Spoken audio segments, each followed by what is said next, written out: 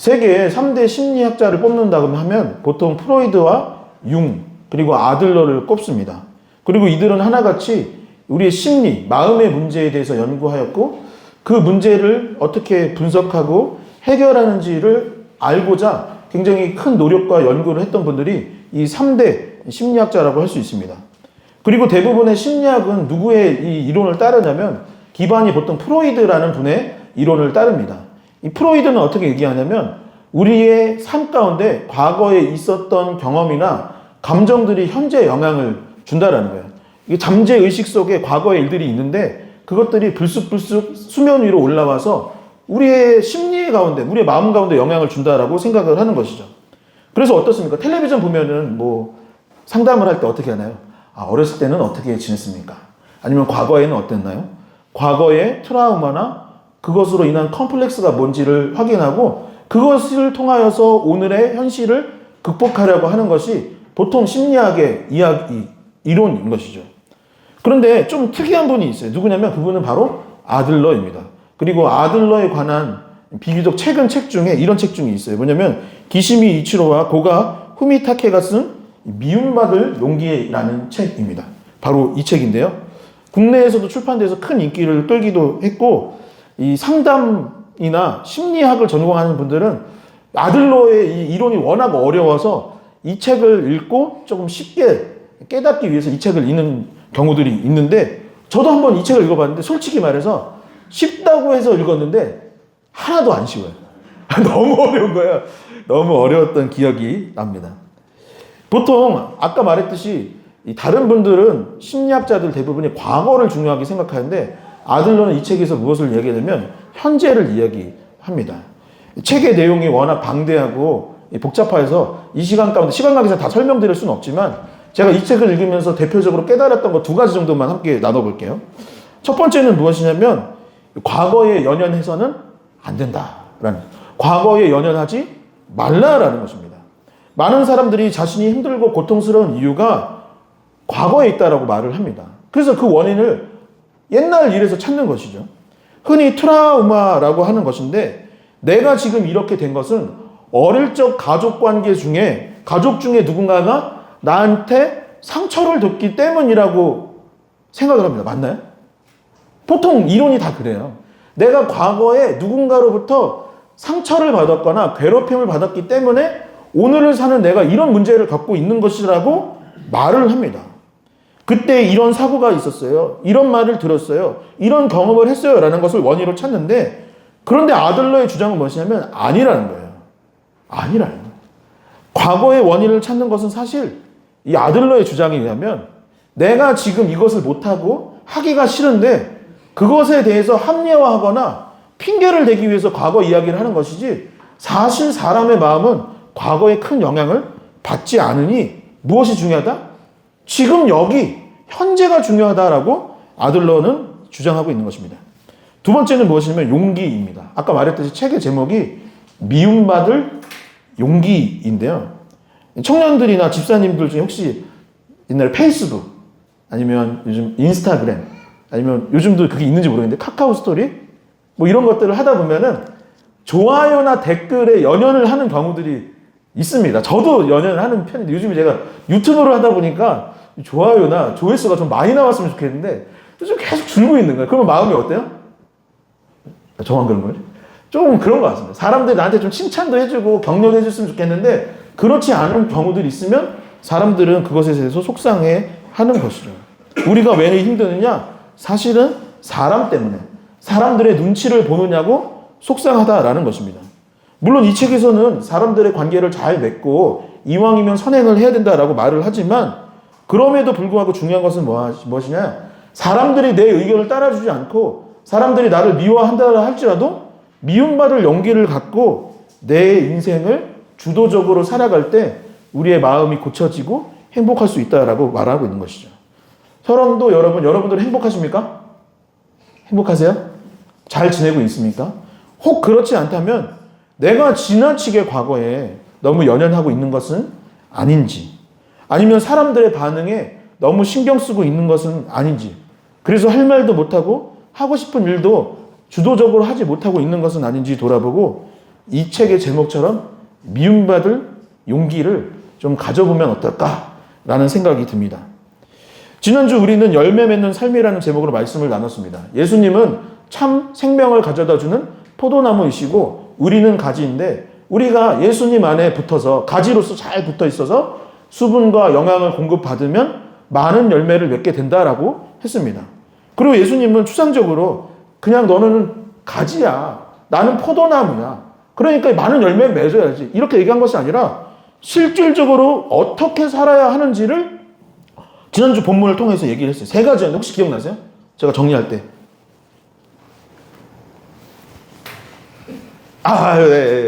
네, 그거입니다. 자, 첫 번째는 무엇이면 함께 고백해 봅시다. 말씀 안에 사는 것.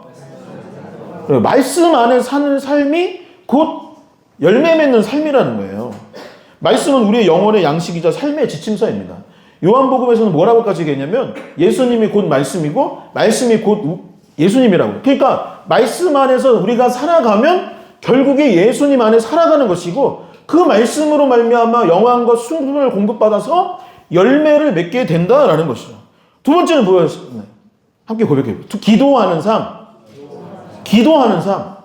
성경은 뭐라고 했냐면 너희가 얻지 못하면 그냥 기도하지 않기 때문에 구하지 않기 때문이라고 했습니다. 내가 열매를 얻길 원하는 거예요. 결혼의 열매, 자녀의 열매, 어떤 사업의 열매, 영적인 열매를 원하면 구하고 하나님께 기도하는 것이 당연한 일인데 기도하지 않기 때문에 열매를 못 맺는 것이요. 기도할 때 열매를 맺게 된다고 본문은 말하고 있는 것입니다. 마지막 세 번째는 무엇이냐면 또 함께 고백해 볼까요? 사랑하는 삶. 사랑하는 삶. 이게 너무나 중요한 거예요. 예수님께서 뭐랬냐면 계명을 너희에게 주노니 서로 사랑하라 라고 했어요. 너희가 서로 사랑하면 너희가 내 제자인 줄 알고 또 너희가 나와 친구가 될 것이다 라고 했어요. 친구는 가장 가까운 사이죠. 그러니까 그 사이에서 우리의 비밀과 예수님의 비밀과 또한 여러 가지 일들을 함께 공유하면서 살아갈 수 있는 것은 사랑하는 가운데 이루어지는 것이죠. 함께 고백해 봅시다. 말씀, 기도, 사랑. 말씀, 기도, 사랑. 이제 알았죠? 이제 알았나요? 자, 열매 맺으려면 뭐라고요? 말씀, 기도, 사랑. 이 세 가지를 할 때 하나님께서 저와 여러분들의 삶 가운데 열매를 맺게 해줄 줄 믿습니다? 믿습니다? 정말로? 네, 그럴 줄 믿습니다. 그런데 오늘 말씀은 전혀 예상 못한 이야기로 전환이 됩니다. 이제 이 열매 맺는 삶에 대한 말씀 가운데 결론을 내어야 하는데 반전이 일어나기 시작했던 거예요. 말씀 안에 있고 기도를 하며 응답을 받고 또 서로 사랑하며 살아가며 하나님께서 열매 맺는 삶을 허락해 주신다라고 했는데 얼마나 복된 삶이고 즐거운 삶이겠습니까? 그런데 예수님께서 그 말을 한 직후에 우리가 전혀 예상하지 못한 뜻밖의 이야기를 하시는 거예요. 요한복음 15장 18절에서 19절의 말씀을 함께 같이 읽어보도록 하겠습니다. 함께 읽겠습니다. 세상이 너희를 미워하면 너희보다 먼저 나를 미워한 줄 알라. 너희가 세상에 속하였으면 세상이 자기 것을 사랑할 것이나 너희는 세상에 속한 자가 아니요 도리어 내가 너희를 세상에서 택하기 때문에 세상이 너희를 미워하느니라. 아멘. 우리가 참 포도나무이신 예수 그리스도 안에 있고 잘 붙어서 열매를 맺기 시작한 것입니다. 우리가 말씀을 읽었고 그 말씀대로 살았던 거예요. 우리가 기도하였고 기도해서 구한 것을 얻게 되었던 거예요. 그리고 우리가 사랑하며 살아가기 시작을 했던 것입니다. 그런데 뭐라고 했습니까? 그러면 우리는 결론이 열매를 맺어서 사람들도 우리를 좋아하고 세상이 우리를 쫓아오기도 하고 교회가 막 부흥하기를 하고 사람들이 기독교를 참 좋게 생각할 줄 알았는데 본문은 뭐라고 했냐면 우리가 세상으로부터 미움을 당하게 된다. 무엇을 당하게 된다고요? 내가 생각했을 때는 축복을 얻고 감사나 칭찬과 격려를 얻게 될 줄 알았어요. 아니면 부와 명예와 인기를 얻게 됐어요. 근데 아닌 거예요. 성경은 뭐라 하냐면 세상이 너희를 미워할 것이다. 미움 당하게 될 것이더라고요. 세상으로부터 미움을 받게 된다는 것이 이 말씀의 결론인 것입니다. 하나님께서 주신 열매를 맺으니 사람들이 오히려 우리를 시기하기 시작하는 거예요. 우리가 세상과 다른 구별된 삶을 살기 시작하니까 사람들이 미워하기 시작하는 거예요. 우리가 성경에 있는 이 복음을 전하기 시작하니까 사람들은 기독교에게, 교회에게 손가락질을 한다라는 것입니다. 여러분, 세상에 누가 미움을 받고 싶겠습니까?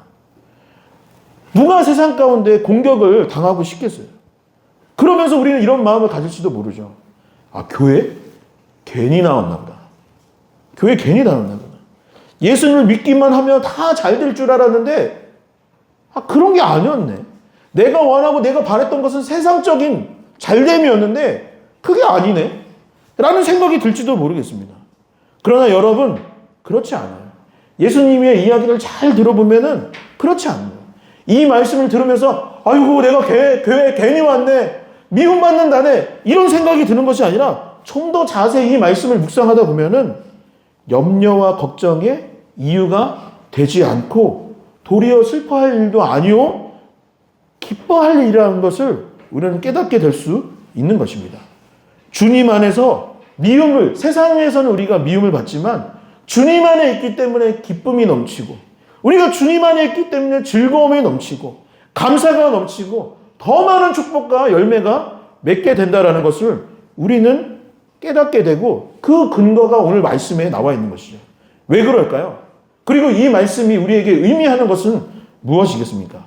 첫 번째, 이 말씀의 의미는 우리가 세상 편이 아니라 하나님 편에 서게 된다는 것을 우리에게 가르쳐 주고 있습니다. 함께 고백해 보겠습니다. 우리는 하나님 편입니다. 하나님은 우리 편입니다. 여러분, 우리가 세상으로부터 미움받는다는 것은 걱정할 이유, 근심할 이유, 속상할 이유, 슬퍼할 이유가 아니라 도리어 내가 드디어 하나님 편에 서게 됐다는 것을 확신할 수 있는 증거라는 거예요. 기쁨과 감사와 승리가 내게 허락됐다라는 증거가 바로 뭐예요? 세상으로부터 미움받는다라는 것입니다. 18절에서 19절 말씀을 제가 다시 한번 읽어볼게요. 세상이 너희를 미워하면 너희보다 먼저 나를 미워한 줄을 알라. 너희가 세상에 속하였으면 세상이 자기의 것을 사랑할 것이나 너희는 세상에 속한 자가 아니요 도리어 내가 너희를 세상에서 택하였기 때문에 세상이 너희를 미워하느니라. 아멘. 저와 여러분들이 미움을 받게 될 때는, 그 받게 될 때에 우리가 알아야 할 것은 미움의 원인이 저와 여러분 때문이 아니라는 거예요. 그러니까 사람이 나를 미워하네? 아니라는 거예요. 예수님께서 분명히 뭐라 했냐면 너희를 미워하는 것이 아니라 사실은 근본적으로 세상이 예수님을 거부하였고 예수님을 미워하기 때문에 교회를 미워하고 우리를 미워한다라는 것입니다.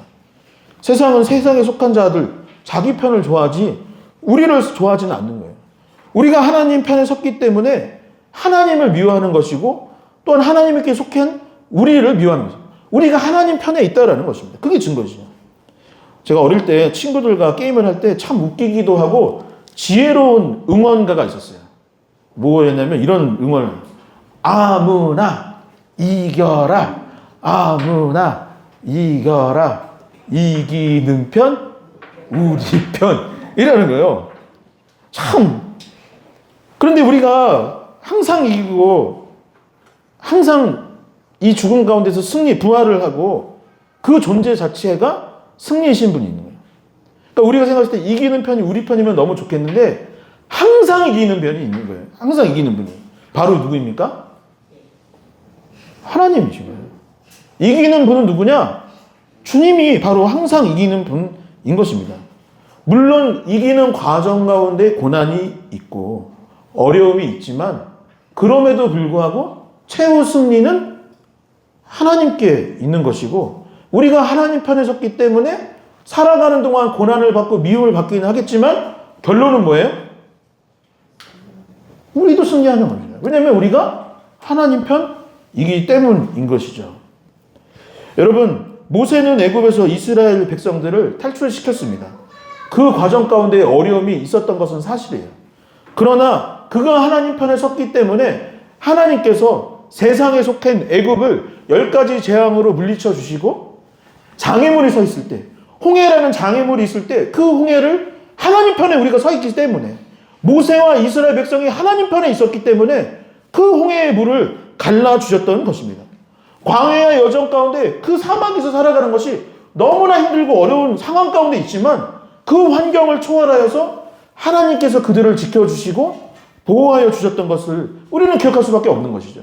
엘리야는 어떻습니까? 엘리야는 갈멜산 전투에서 바알과 아사레에 속한 선지자 850명과 850대 1로 싸웠지만 아무리 쪽수가 많다 할지라도 그가 하나님 편에 섰기 때문에 누가 승리했느냐? 바로 하나님 편에 속한 엘리야가 이길 수 있었던 것입니다. 사람의 수나 규모를 생각한다면 질 수밖에 없는 것이지만 그가 하나님 편에 섰기 때문에, 우리가 하나님에게 속해 있기 때문에 승리할 수 있는 것이죠. 여러분, 하나님은 온 우주를 창조하셨습니다. 믿으십니까? 하나님은 여전히 우리 이 인류와 우주를, 이 대한민국을 다스리고 계십니다. 믿으십니까? 여러분, 내가 세상으로부터 미움받는다는 것은 결국 무슨 말이냐? 온 우주를 다스리시고 창조하신 하나님 편에 섰다라는 이야기입니다.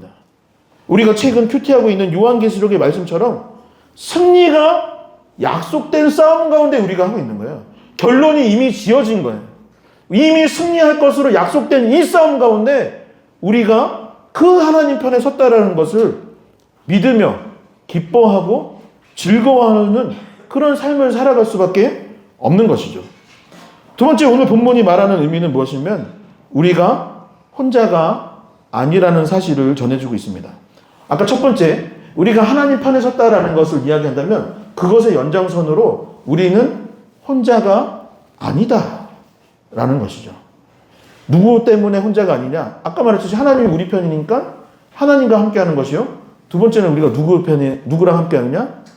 하나님에 속한 거룩한 성도들과 함께하는 것. 교회 공동체와 함께할 수 있는 축복을 누리게 되는 것이죠. 요한복음 15장 26절에서 27절의 말씀은 함께 한 목소리로 읽어보도록 하겠습니다. 함께 읽겠습니다. 내가 아버지께로부터 너희에게 보낼 보혜사 곧 아버지께로부터 나오시는 진리의 성령이 오실 때에 그가 나를 증언하실 것이요 너희도 처음부터 나와 함께 있으므로 증언하느니라. 아멘. 저는 이 교회에서 여기 조금 가면은 있는 만땡 중학교 나왔어요. 무슨 중학교인지 얘기 안 할게요. 제가 지금 그 학교 약간 욕할 거라서 그 얘기는 안 해요. 요 옆에 가면은 만수중학교, 만월중학교, 만성중학교가 있었어요. 지금도 있는지 잘 모르겠는데 그 중에 어딘지는 얘기 안 하겠지만 만땡 중학교 있어요. 만수여중은 아닙니다. 네, 만수여중 다니진 않았고 만수중, 만월중, 만성중 요 세 개 중에 하나를 다녔었는데 이 학교가 아주 유명한 학교였어요. 이 남동구에서 굉장히 유명했습니다. 뭐로 유명했을까요? 누가 지금 비슷한 얘기를 했는데 이게 좋은 것으로 유명하면 좋겠지만 그렇지 않았어요.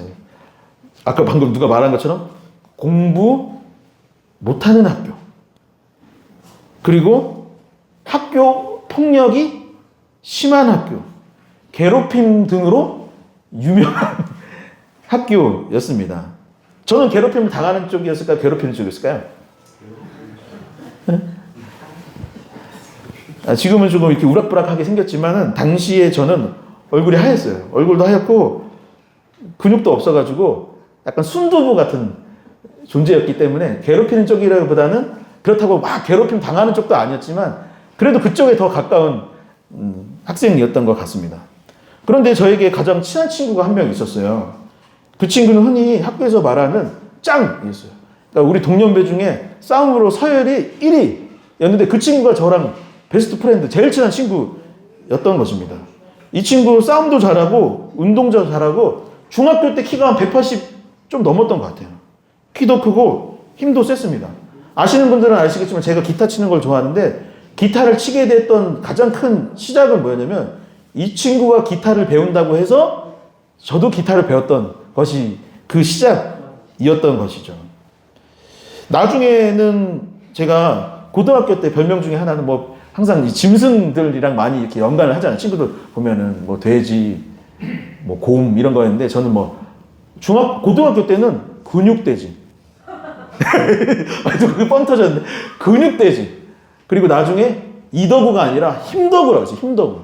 왜 그러냐면 중학교 때 만났던 그 친구가 저를 약간 트레이닝 해줬어요. 유도를 하는 아까 말했던 그 학교 짱이 유도하는 친구였는데 제가 너무 순두부 같으니까 같이 저희 집에서 팔굽혀펴기 하고 철봉하고 아령 사가지고 같이 운동하고 뭐 그랬던 친구입니다. 그러니까 다시 말해서 청소년 시절에 저한테는 친구이지만 약간 형 같은 존재이고 세상 물정 모르고 이렇게 교회만 다니던 저에게 좀 세상 물정도 좀 알려주고 이렇게 세상 살아가는 법을 좀 알려줬던 좀 이렇게 침도 좀 뱉는 법도 알려주고 막 이랬던 친구가 바로 그 친구입니다. 그런데 어땠을까요? 제가 옛날에는 혼자 다니면은 주눅이 드는 거예요. 이렇게 만수동, 간석동 이렇게 지나면은 여기 하이웨이 주유소 지날 때 했는데 그 친구랑 여기 하이웨이에서 주유소 나 여기 만수시장 가면 어땠을까요? 허리가 펴지는 거예요. 키가 이제 이렇게 다닐 때는 한 150대였는데 갑자기 이렇게 해서 160대가 되는 거예요. 그러면서 같이 이렇게 주머니에 손 좀 넣고 가방도 한쪽으로 내고 안 그러던 제가 이렇게 하고 다닌 거예요. 왜 그랬을까요? 그 친구가 너무 든든했어요. 저는 사실 든든했고 그 친구 있는 덕분에 중학교 사춘기 때 잘 지낼 수 있었던 것 같습니다. 그 친구가 함께 했기 때문에 만땡 학교에서도 맞지 않고 잘 지냈던 기억이 납니다.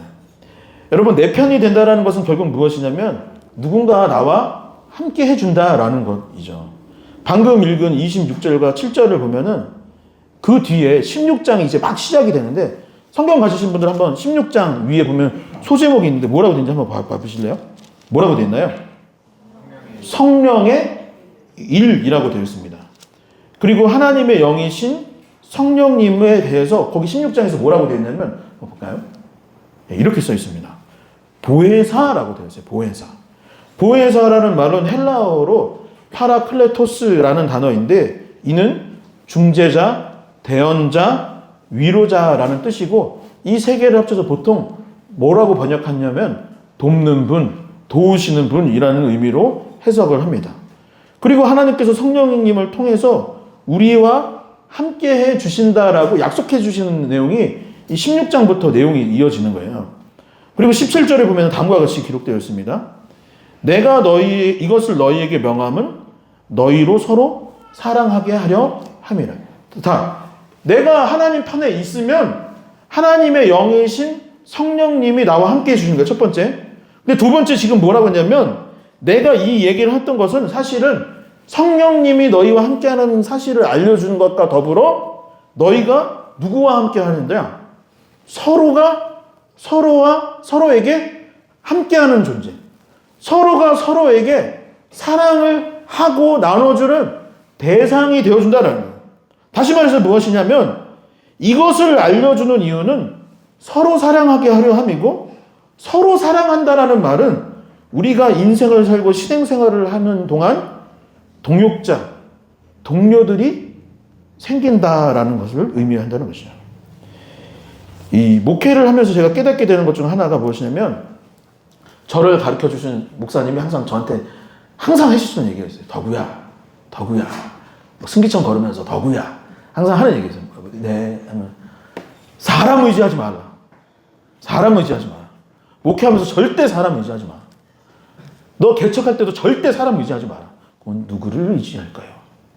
하나님만 의지하라. 저는 그게 정말 너무나 합당한 명제인 것 같습니다. 근데 제가 목회를 하면서 깨닫는 것 중에 하나는 뭐냐면 하나님을 의지하기를 하나님께서도 원하시고 하나님을 의지하는 것이 맞는데 사실은 하나님께서는 어떻게 일하시느냐? 어떻게 일하시나요? 그래요. 제가 기척하러 나올 때 그 목사님이 있어요. 덕우야. 그래서 네. 너 교회 온다는 사람 오지 말라고 그런 다음에 그래서 네. 왜 그랬냐? 하나님만 의지하려고. 이런 멍청아. 그래서 야 멍청아. 그래서 왜? 야, 이 멍청아. 그래서 네. 덕우 목사. 하나님은 사람을 통해 일하시네. 그러니까 내가 하나님을 의지하면 그래서 그때 데리고 나왔어야 되는데 그때 같이 나왔어야 되는데 결국에 그 말을 못했어. 나중에 깨달은 것은 무엇이냐면 결국에는 여러분 리얼러브 교회에 저 혼자 목회하나요? 저 혼자 여기서 사역하나요? 아니에요. 이 교회를 세우는 게 저예요? 하나님이 세우시는데 하나님이 누구를 통해 지금 세우고 계세요? 여러분들을 통해서 세우시는 거예요. 저는 여기서 이렇게 없잖아요. 여러분들이 다 지금 교회를 하고 있는 것입니다. 하나님은 어떻게 사역하시느냐? 여러분들을 통해서 교회를 세우시는 거예요. 하나님께서는 서로 사랑하게 하려 하셨던 이유는 무엇이냐면 사람을 통해서 일하시는 분이기 때문인 것입니다. 여러분 만약에 리얼러브 교회 공동체가 없다면 얼마나 외로울까요? 이제 성탄절인데 성탄절에 여러분 25일 날 우리가 없으면 어떻게 될까요? 텔레비전 틀고 나홀로 지금 나홀로 집에 보는 거예요. 아침부터 1, 2, 3 다 보면 저녁이 되는 거예요. 나홀로 집에 보는 거예요. 여러분 그러면 행복할까요? 너무 속상한 거죠. 25일에 교회 나오시기 바랍니다. 여러분 세상이 우리를 미워하지만 하나님은 우리의 편이 되어주시고 더불어 성령님이 우리와 함께하여 주시며 서로 사랑하는 공동체, 교회 그리고 이 전 세계의 그리스도인들을 허락해 주신다는 이 사실을 꼭 기억하며 소망을 품을 수 있는 저와 여러분 될 수 있기를 소망합니다. 마지막 세 번째는 복을 받게 됩니다. 하늘의 놀랍고 신령한 복이 바로 저와 여러분들에게 주어지는 것이죠. 옆에 분들 한번 축복해 보십시다. 복 많이 받으세요. 네, 복 많이 받으세요. 네. 마태복음 5장에 보면 예수님께서 설교를 시작하게 되셨는데 시작하자마자 하셨던 얘기가 뭐냐면 복에 관한 이야기입니다. 그리고 8가지 복을 설명해 주셨는데 한번 같이 5장 3절부터 12절이니까 같이 한 절씩 교독해 보도록 하겠습니다. 제가 먼저 읽어볼게요.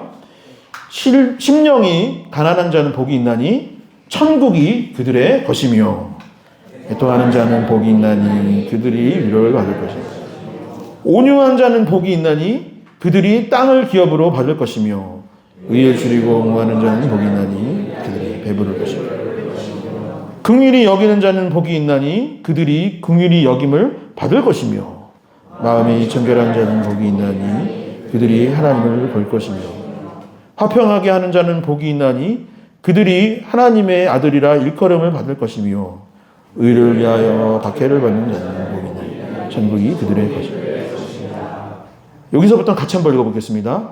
나로 말미암아 너희를 욕하고 박해하고 거짓으로 너희를 거슬러 모든 악한 말을 할 때에는 너희에게 복이 있나니 기뻐하고 즐거워하라. 하늘에서 너희의 상이 큼이라.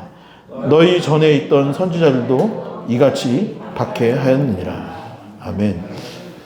이 내용을 흔히 팔복이라고 부르는데 전제되는 것과 결론이 있습니다. 그런데 전제되는 것이 어떤 건가요? 세상에서 좋아하는 것들과는 사실 정반대의 복들입니다. 그러니까 우리가 그동안 어떤 인간의 기본적인 마음으로는 생각하기 어려운 것들인 거예요. 세상의 가치와는 정반대, 정말 세상이 미워할 것들이 전제가 되어 있고 뭐라고 되어 있냐면 심령의 가난. 너희가 가난하면 복이 있다는 거예요. 애통, 온유, 의. 의가 뭐죠? 올바름입니다. 올바름. 긍휼, 마음의 청결함, 화평케 함, 의를 위해 박해받는 것. 세상이 사랑하는 것은 자신을 위하는 것입니다. 그래서 세상 사람들은 나라와 공동체가 어떻게 되던 말던 나만 잘 되면 되는 것이라는 것이 세상에 갇힐 때가 참 많이 있는 것이죠. 어떤 방법으로든 돈만 벌면 되고 어떤 방법으로든 권력을 취하면 되는 것이고 술과 마약에 중독되고 쾌락을 쫓아 살아가며 더러운 이득을 취하는 것. 죄를 지어도 죄의 심각성을 모르는 것이 이 세상의 논리인 것이죠. 그런데 성경은 무엇이라면 그와 반대로 살 때 그 자체가 복이다라고 했습니다. 예수님은 더 이상 그런 세상의 축복을 주지 아니하시고 미움받을 때, 미움받으며 살아가고 박해를 받으며 살아갈 때 천국과 위로와 기업과 궁율과 하나님의 자녀됨과 천국을 얻게 된다. 그러니 미움을 받지만 도리어 그것을 놓고 기뻐하고 즐거워하라 라고 하셨던 것이죠. 말씀을 정리하도록 하겠습니다. 우리가 참포나무이신 예수님과 더불어 살아간다면 열매 맺는 삶을 살게 될 줄 믿습니다. 그런데 세상은 그로 인하여서 우리를 미워할 것입니다. 제대로 믿고 정말 예수님처럼 살아가면 핍박과 고난을 받게 되는 것입니다. 다시 말해 고난 없는 교회, 미움받지 못하는 삶을 살아간다면 내가 그리스도인으로서 제대로 살고 있는가에 대해서 스스로 질문하고 점검해야 하는 것이죠. 그리고 미움받는다 할지라도 슬퍼하지 않아야 할 것은 도리어 기뻐하고 즐거워할 수밖에 없는 것은 첫 번째, 하나님이 나의 편에 서 주신다라는 의미요. 두 번째, 혼자가 아니라는 것이요. 마지막 세 번째, 복이 있기 때문인 것입니다. 대림절 둘째 주일입니다. 아기 예수님이 이 땅에 오셨을 때 그분은 세상의 미움을 받았습니다. 헤롯 왕은 아기였던 예수 그리스도를 잡아다 죽이려고 하였었고 아기임에도 불구하고 보호를 받지 못하고 말구유에서 태어나야만 했던 것이죠. 잘못이 있어서가 아니라 이 땅에 평화의 왕으로 오셨기 때문에 그분은 고난을 받아야만 했던 것입니다. 우리도 주를 위해 고난을 받고 미움을 받을 수 있기를 축원합니다. 그만큼 예수 그리스도를 닮았고 그만큼 가정과 세상을 변화시키기 위하여서 쓰임받는 리얼러브 교회 공동체가 될 수 있기를 주님의 이름으로 간절히 축원합니다.